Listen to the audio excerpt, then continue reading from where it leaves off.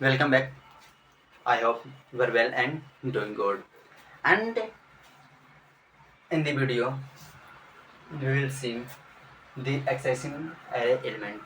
In previous video, we will see that how can initialize array, and we have seen many tabs to initialize array at runtime, at compile time.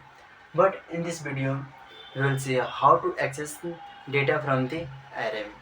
Suppose that there is a given array and it has been initialized with the data, and here is a size node. Then compiler will automatically calculate the size, and this is the memory in a memory how it you can store, and this is the index value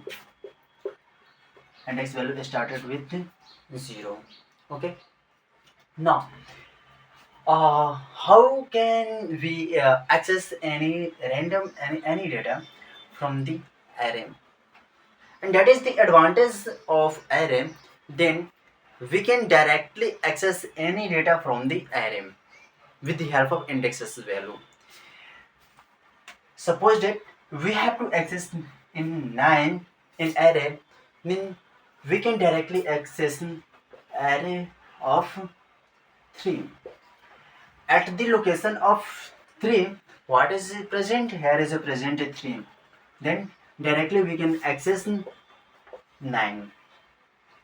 Okay, so we have to access 10, then directly we can access array of 4. If there is a millions of data and thousands of data, and we have to access um, in a constant time, then how can we access data? We can directly access with the help of index value.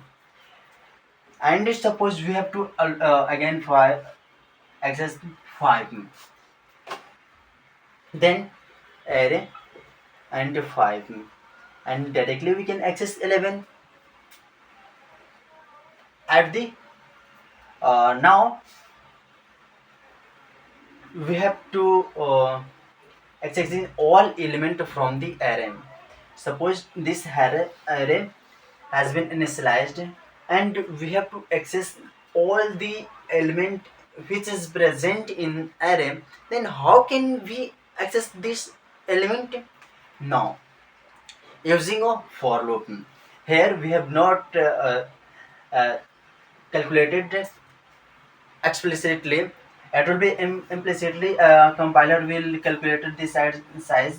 Now we have to calculate the size.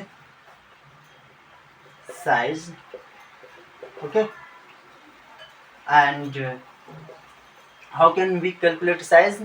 Here is a size.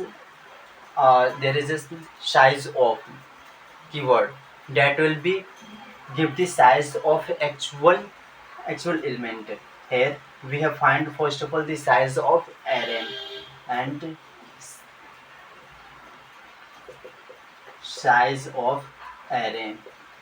Okay, and divided by a bit byte, then size of array 0. And we can also take 0 1 2 3 which is present in the array. Okay, then that will be give the size. Now using a for loop, and we can travel from where at size. Okay, less than size and I plus plus, and directly we have to access the our all element. Now we can directly see out array of I,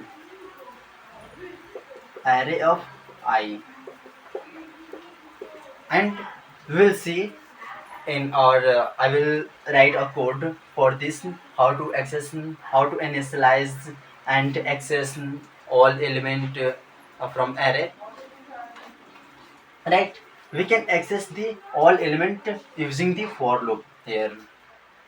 Okay, how it will be working? Suppose that our iterator has been set here, and first at first it will be check the condition. Then at first time an array I has been 1, I is 1. Okay, I is 0, sorry, I is 0. Okay, then first of all it will be give a array of I, and I is 0, then it will be give 5.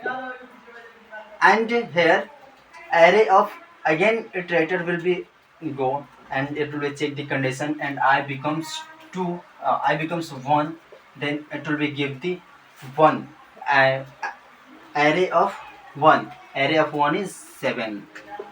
Again it will be again go, and then it will produce array of 2, then it will be give 8, and again 9, 10, 11.